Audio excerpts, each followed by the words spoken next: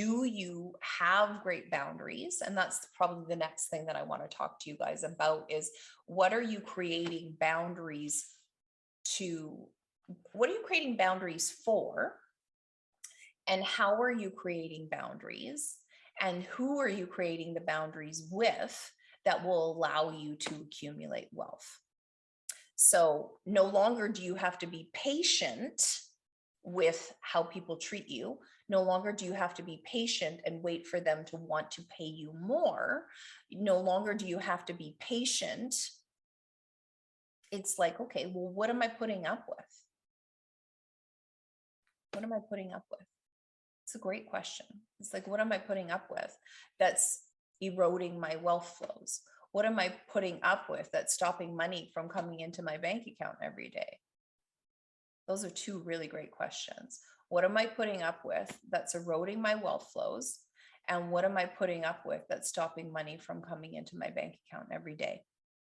Because wealth is like a river, like nobody's like, ooh, I took 1 cup of water out of a river.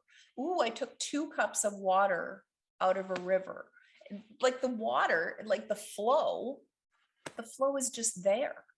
And so when you tap into this core frequency, that's your number 1 frequency on your human design incarnation cross, and you start to embody that on a day-to-day basis. Mine's called the Rainmaker.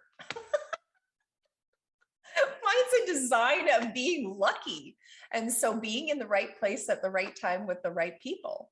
And so if I don't acknowledge that about myself, that I am a rainmaker, that I'm always in the right place at the right time with the right people, then I will have to be way more patient about accumulating wealth than I would if I was just like, okay, where do I feel like going today? And quite often I'll do that. Quite often I'll be like, where do I feel like going today? And that's part of the overgiver solution. That's one of the questions at the bottom is like, is this the right place for me to be able to accomplish what it is that I've, ran through the overgiver solution?